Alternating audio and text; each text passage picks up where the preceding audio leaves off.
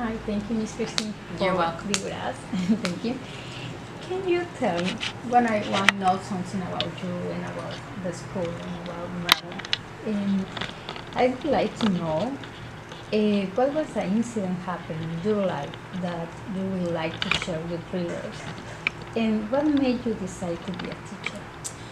I graduated from Cal Poly with a degree in psychology, and I didn't know what I wanted to do. I thought I wanted to go into therapy, and then I thought, no, I think I'm going to move back home. So I moved back home, and my dad was a counselor at Andrew Hill High School, and he said, you know what, there's a long-term sub position open for a world history teacher. And I said, history? I hate history.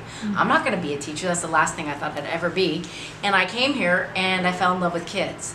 And so, and then I went back to school for my teaching credential and never left. So I've been here for 25 years. So I started out when I was about 21, 22, graduated, didn't know what I wanted to do, and fell in love with kids.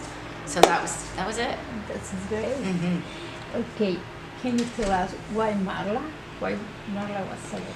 She is an amazing young lady. She has overcome obstacles, and there are a lot of kids at Andrew Hill that overcome obstacles, and she's one of those. And she doesn't let what's happening oftentimes in our own personal life get to her too far that it brings her down.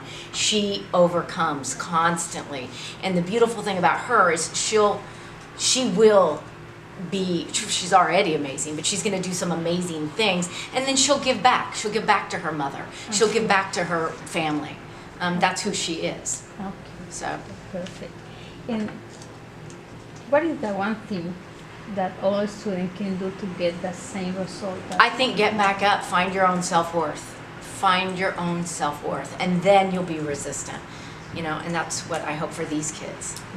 How do you think they can do that?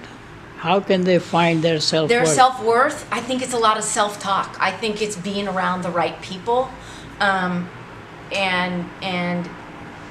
not letting the negative in this world get you down. I mean, because that's it. I mean, I think we're constantly being told we're not smart enough, we're not talented enough, we don't look like this, we're not driving the right car. That means nothing. How do you turn that off? I think it's self-talk and being around a lot of positive people. Okay. Tell me, who was the most influential person in your life besides your parents? Oh, my friends. I've got great friends. I have amazing friends. All since I was in elementary school, college friends, and a lot of friends around here. I work with a lot of really supportive people. So there's so many friends that have been extremely significant in my life. Okay. Is there one friend that you want to talk about? Probably Jeanette.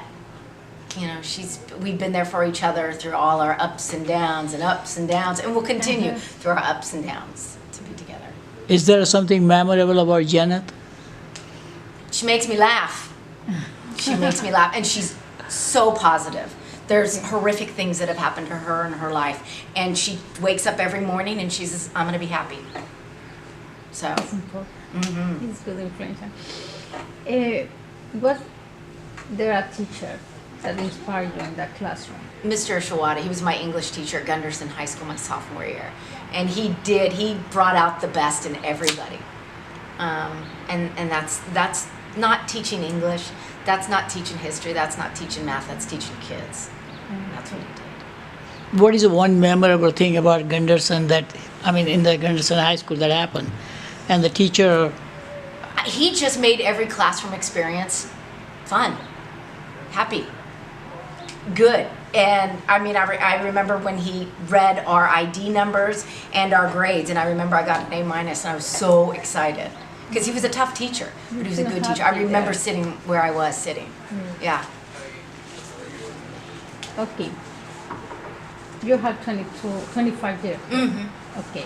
How other teachers and your friends react to your accomplishment and how it challenged you? I think a lot of people are envious of what I do because I enjoy what I do. I get paid for doing this. So that's why I think I said to people, I've never bought a lottery ticket. I don't want to win the lotto in a really weird way because I don't want to not need to work. I know that sounds odd, but I'm a better human being working. And I don't think the majority of people feel that. I really don't. Okay. You have another question? Okay, for finish, tell us what do you like to do when you're not teaching? Spend time with my kids. Absolutely. And how Yep. many kids? I have two. Okay. Yeah, Abby and MJ. How So- old are they? 10 and 6. Oh, that's Yep. Congratulations. Thank you. That's Yeah. it. Thank you so you, much, of Miss course. Christine.